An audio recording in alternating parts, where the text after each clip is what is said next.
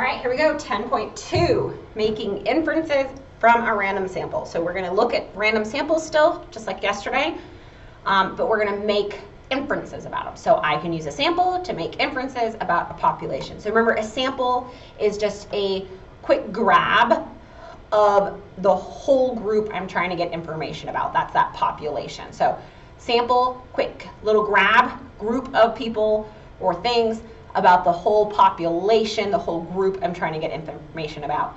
So an inference is a conclusion or an opinion that is formed because of known facts or evidence.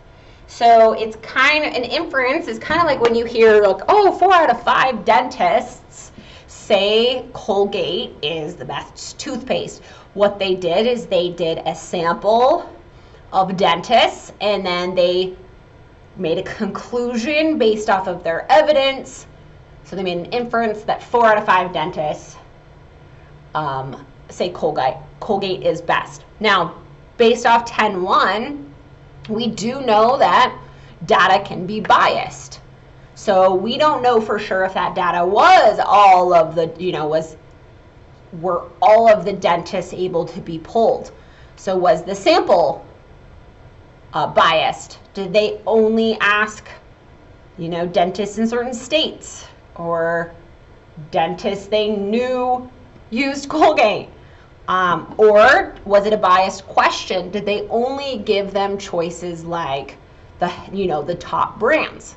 Or did they ask it in a way that made them feel like they should pick and positively think of Colgate? As I'm sitting here, I realized I had a typo, so I'm going to fix this before somebody tells me. All right. So, we're going to actually use a box and whisker plot. So we've talked about what a box and whisker plot is, but now we're going to actually make our own. Okay, so we're going to see how box and whisker plots get made and then use that, just like we did in 11.2. So a number of pet owners owned by a random sample of students at Park Middle School is shown below. We're going to use the data to make a box and whisker plot. So what I've done is broken down the steps for you. Okay, so step 1, with a box and whisker plot, because we're trying to find, remember we're using the median, the upper quartile and the lower quartile. Remember, median has to be in order for us to do it. So the first thing we have to do is put these data points in order. So we're going to put them, we always like to do it from least to greatest. So I'm going to look at these. So I start with 0, okay, cross them off. I got a 2, but I have another 2, so I'm going to put both of them. I have a 3 and another 3, and then I have a 4, a 5, a 6, and a 9. And then you just always kind of want to count 1, 2, 3, 4, 5, 6, 7, 8, 9. 1, 2, 3, 4, 5, 6, 7, 8, 9. That way make sure you have all of them. Okay? So we then, once they're in order, we're going to find the least value, the greatest value. Remember, we needed those for our box and whisker. We're going to find the upper quartile and the lower quartile. That was also important for our box and whisker. And then we're going to find the median. We're not going to do them in that order probably. But so if you notice, they actually already found you the least value, right? They already plugged in 0 for us. That's the least value. There it is. Okay, and they have enough slots for all of our numbers. So what they're doing is having us put the numbers in here. So 2, 2, 3, 3, 4, 5, 6, 9. Okay, so they're having us, they have all these spots for us to put them in order from least to greatest, which is really nice. So greatest value, it's already done. We're going to put our 9 right here. So what these are is this is it splitting it in half. See how we have 1, 2, 3, 4, and then we have 1, 2, 3, 4. This is our median right here. That's the middle. And so our median is 3. And then what they're doing is we're going to go find the lower quartile here, and we're going to find the upper quartile here. And they're splitting it for us, which is what's really nice. So the lower quartile, remember, is the middle of the lower half. This is the lower half of data, and this is the upper half of data. It might help if you draw these lines in as well, so you have them. So we have 1, 2, 3, 4. That means the lower quartile is kind of like right here. Well, what's in between 2 and 2? Nothing. 2. That's why they wrote that the lower quartile was 2.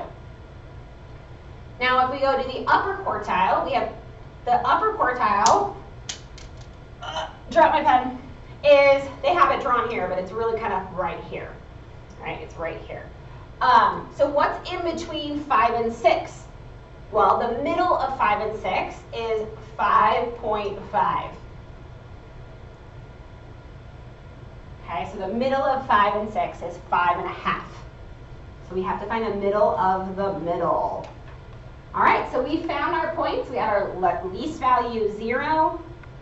We have our lower quartile 2. We have our median 3. We have our upper quartile 5.5, and we have our greatest value of 9. Now that we have all those, we can make our box and whisker. So what we're going to do is put numbers on this. So we'll actually just do 0, 1, 2, 3, 4, 5, 6, 7, 8, 9, 10. All right, so the first thing I'm going to do is put dots at all of these spots. So if you remember from 11, 2, we have the 5 dots. So let's put we always hover them, so we're going to go like this. There's 0. And then we're going to go 1, 2. There's my lower quartile. 3. Now for 5.5, we actually need to go in between. Oh, that wasn't very good. We need to go in between 5 and 6. So maybe we're out here. And then 6, 7, 8, and 9. And notice I'm trying to make my dots as level as possible. Okay, and then we draw our whisker. We draw our box. We draw a box. And we draw a whisker. And you have just made a box and whisker plot. So the reason this whisker is longer longer than maybe this box is because if we look at our data, from 0 to 2, it's 2 apart, but from 2 to 3, it's only 1 apart. So that's why this is smaller, and that's because we have these we have 2 2s and 2 3s. So that data right here is super close, right? They're close together. And then this box is bigger because it goes from 3 to 5.5. That's more spread out than 2 to 3, right? And this whisker is really big because from 5.5 to 9 is the furthest the data is spread out. You will see that they all have the same amount of points, right? 1, 2, 1, 2, 1, 2, 1, 2. Everybody's got 2 points in between, right? There's 2 points here, 2 points here. So there's the same number of points in between these, but they're just different spread. That's what makes whiskers and boxes smaller and larger because of how close the data is.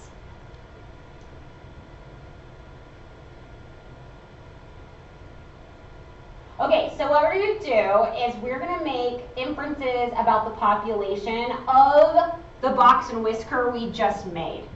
Okay, so you should have the 2 note takers maybe next to each other to compare them. Okay, so if you need to, fold it, whatever you need to do, but we need to have, we're talking about the box and whisker we just made. Okay, these are questions on that box and whisker because that's what we're doing. We need data to then make inferences. So now that's what we're doing. We're going to draw a conclusion based about the data we just got. Okay, so the good measure for the most likely number of pets is the most likely number of pets. So it's actually going to be 3. It's going to be our median. All right, that's the best. Most likely, we're going to get a 3. It's the middle of the data, okay? And then if you notice, it's actually really close to the lower quartile as well, right? It was 2. So middle of our data is where we're going to probably have most likely most people, right? All right, it says 50% of the students have between blank and 3 pets. So we know we need to go to 3 pets, and they have us as that our ending point. So 50% of the data. For a box and whisker plot, each part is 25%. So the whisker is 25%. The first box, 25%. The last box, the second box, 25%. And the last whisker, 25%. Because if I put all four together, that's 100%. So if I put two of them together, it's 50%. So like the two whiskers make up 50% of the data. The two boxes make up 50% of the data. So you can see where I'm going. I can give you another example, but so 50% of the students have blank and 3 pets. So 3 is at the end. What's before it? We would say 0. So between 0 and 3 pets is 50% of the data. That's because that's a whisker and a box. So 2 parts. Always, 2 parts makes 50%. All right, almost every student in Parkview has at least, we're going to say 1 pet. Okay? Everyone has at least 1 pet. There was one person who had 0, but almost every student has at least 1 pet. I mean, I guess you could say 2. Everyone has at least 2 pets. I actually kind of would prefer to say 2. Let's change this to 2. Get rid of that 0 altogether. Almost everybody has at least minimum 2 pets, right? 2, 3, 4, 5, 6, and 9. Okay, so that's how you kind of look at a box and whisker plot. You look at your information. So the next thing we're going to do is a little different. Another thing people do with data is they, especially at like factories and things, when they're making products, shoes, golf balls, shirts. In this case, it's an MP3 player, so an iPod, an iPhone. They pull a sample to see if too many are becoming unsellable. They call them defective. If the product, too many are becoming defective, they would need to stop the production and fix that, right? Because they would be losing too much money. So that's another way we look at data. So it says a shipment to a warehouse consists of 3,500 MP3 players. The manager chooses a random sample of 50 MP3 players and finds that 3 are defective. How many MP3 players are defective in the shipment players in the shipment are likely to be defective? So we're going to use the random sample of 3 being defective out of the 50 to see how many are probably likely to be defective in the whole container that was just shipped to the warehouse. Okay? So we're going to start with my random sample of 3 being defective. I'm just going to go like that, out of the 50 sample. We're going to actually use a proportion. We're going to go equals how many defective out of the 3,500 total. And this is kind of how it's going to always look. Okay? So cross products, remember from proportions we have to use cross products, so we're going to go 3 times this, 50 times this. Well, 50 times x is 50x. And I know I'm going to get asked, so yes, you can use your calculator. I haven't said no yet. So get that calculator out, check my math. 3,500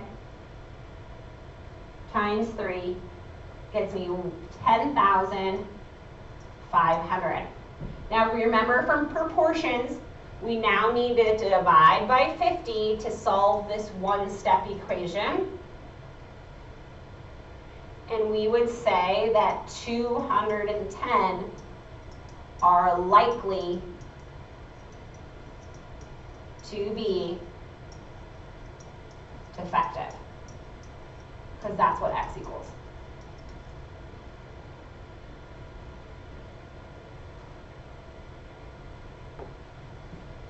Okay. So the next question says, how many MP3 players in this shipment would you predict to damage if 6 of them in the sample had been damaged? So same situation, same total, same sample. I'm going to set it up for you, but I want to see if you can solve it. So now we have 6 damaged or defective, they said damaged, over the 50 sample. Oop, can't spell. And we're going to now see how many are damaged out of the 3,500 total. And I want you to do this one and see if you can do the cross product. Pause here, find the cross product, do it yourself. This is how you learn. And then we'll see if we agree.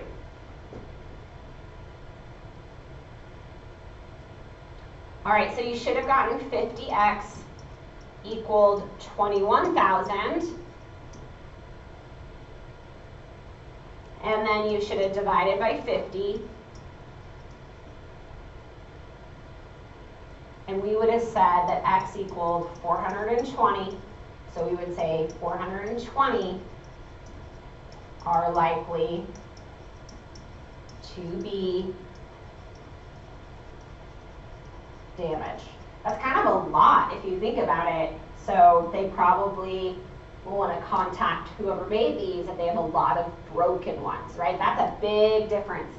Here in the sample, maybe it doesn't look that much, right? 6 out of 50, that's not too bad. But when you start talking about a total amount, that's a lot to be broken and that I can't sell now. So that's a problem. That's why they check them, because if they can't sell them, they are losing money, and that's not good. So they need to check those samples. All right, so things to remember. What are some key things to remember today? Box and whisker plots need 5 points.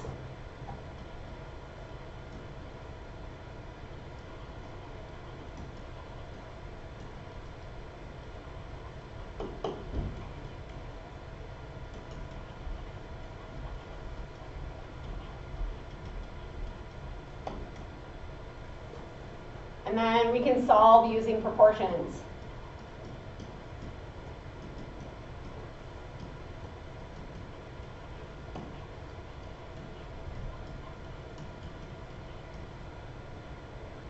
All right, so here's your independent practice. I'm mainly having you practice the proportion type problems.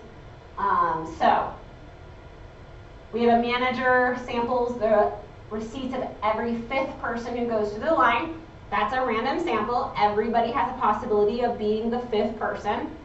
Out of 50 people, 4 had a mispriced item. If 600 people go to the store each day, how many people would you expect to have a mispriced item? So I'm going to just kind of set this up for you. You're going to do mispriced here, and then sample here. And it's going to be equal to mispriced here out of total.